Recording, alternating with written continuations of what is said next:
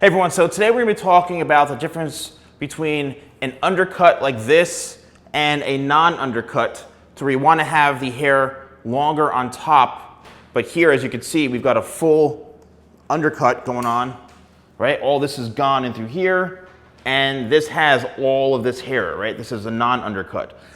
So let's talk about the differences, the pros, the cons, and I'm excited to do this. Again, if you're enjoying these versus videos, please let me know in the comments below if you have any suggestions. And I really enjoy doing these. It's something new. I haven't done this before, and I just got inspired recently, so I'm like, let me start trying these. So let's talk about the undercut first, the pros and cons of a haircut like this.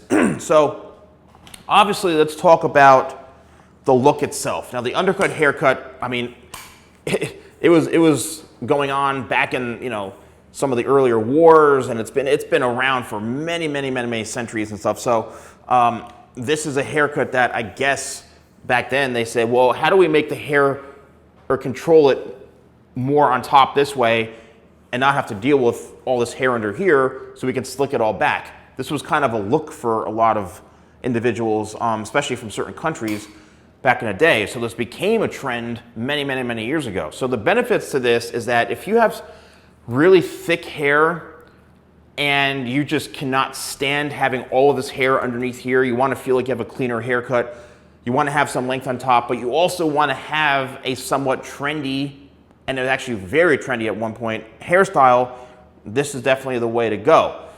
Also, the benefits to this is that you can actually, if you have some hair on top, you can camouflage this and make it look like you have, a hair on the sides, but in reality, it's all gone. Now, obviously, when you go in the back, it's going to look like this, okay? But the benefits to this is that it's almost a set it and forget it type of style where you put some product in, you slick this all back. Also, my crafted matte pomade is an incredible product if you're looking for something to slick back your hair like this, and you want to have just some nice control. It's a matte pomade, so I'm not really adding any shine. It's great for controlling flyaways and frizz and things like that. It's an amazing product, my crafted matte pomade. Really happy with how that came out. So you can slick this all back, set it and forget it. And it also looks kind of cool if you've got pieces coming down like this. I mean, it's a classic look. Obviously, the longer the hair on top, the more likely it may just fall down flat like this if you're not slicking it back properly. So, again, it's great for removing weight and getting rid of all this, narrowing it down. Now let's talk about some of the cons about this haircut. Is some may just say, oh, this is an outdated haircut, kind of been there, done that. It looks awful in the back. You're gonna have this kind of mushroomy type of look in the back. And that's why sometimes if you leave some length in through here, like you don't do a skin fade or a zero, it's not going to be so obvious. So like if you slick this back and maybe you had like a number 3 or 4 guard, you're still going to see hair down here. It's just not going to look so contrasting between the two types of styles. So again, you're going to have this look potentially depending on how short you go. The next thing is keeping up the maintenance on having to constantly buzz this, especially if you're getting a fade. If you're getting like a skin fade or something, I mean, you're gonna have to get your haircut almost weekly to keep this fresh. And it may end up just being so much maintenance. The next con to this haircut, and I've seen this more than anything else, is the unevenness of the line in through here, right? Of the disconnected part. I've done reconstructive surgery on numerous haircuts done by barbers or professionals that this line, this demarcation line or disconnection line is so uneven and like zigzaggy, and like this goes up here, this comes down here. If you have that, I feel bad for you, because if you go up too high, you just completely butchered that entire side of that head. Like if you have all this beautiful thicker hair, it flows nicely, and you cut this off, oh man, you're in trouble. And it's gonna take you as long as, it could take a year for that little uneven piece that person did to grow back in, and it's an absolute nightmare. I've had to do that numerous times. So that is another con about having that, but the maintenance on this could be pretty rough. And if If you're doing maybe like a number 2 guard where it's not so obvious, then you can do it yourself. That's the pro about this, is that you're able to maintain this yourself. Like, okay, you're gonna go from like a 2 guard into a 3 guard.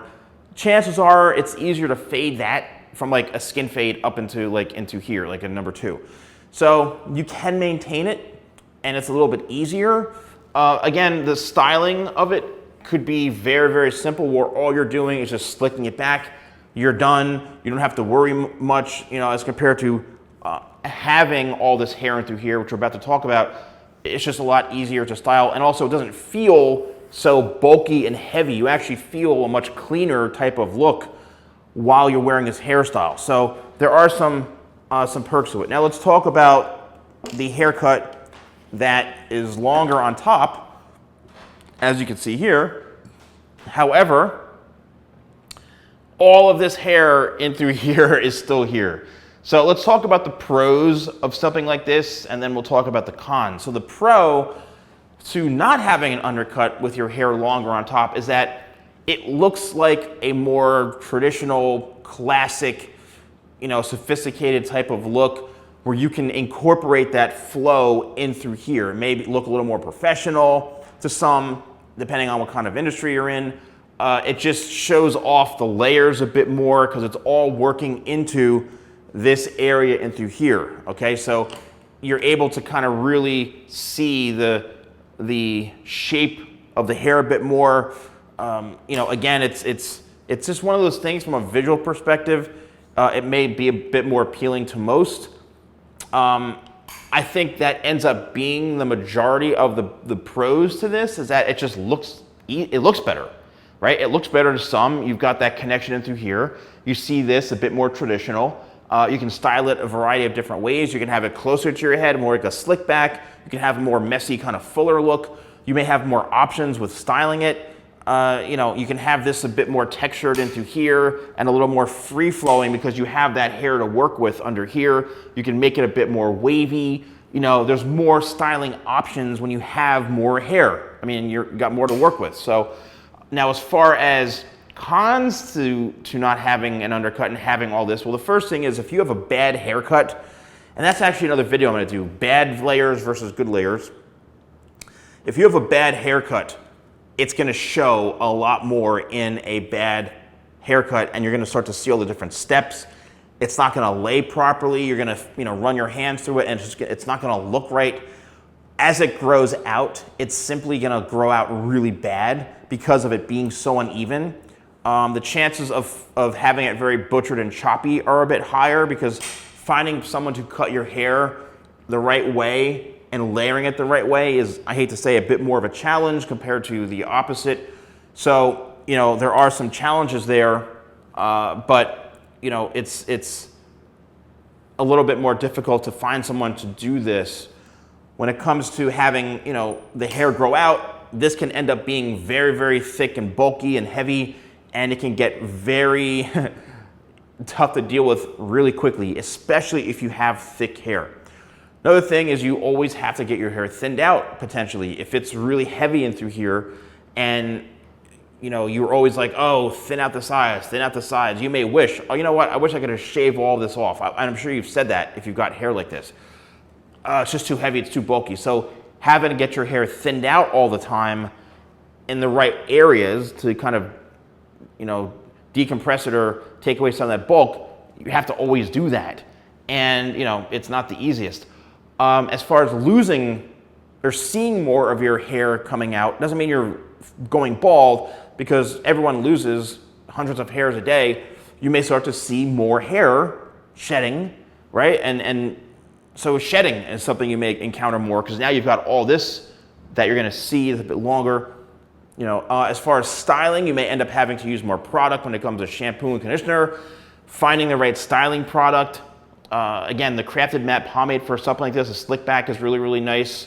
If you want that more, you know, narrow type of feel, Tidal Wave is great if you want to make it a bit, you know, scrunchier or wavy. 25 spray is awesome to kind of smooth things out a bit and give you a little more of a nice sort of soft feel in your hair. So yeah, so there are a lot of pros and cons to both of them. And if you are interested in purchasing any of my products, use code YouTube20, that's YouTube20 at shop.thesalonguy.com. Let me know in the comments below if you're enjoying these versus kind of videos. Let me know, what you want to see. I actually do really want to do one where it's like bad layers versus good layers and break that down. But let me know in the comments below. So thank you so much for watching, and I'll see you soon.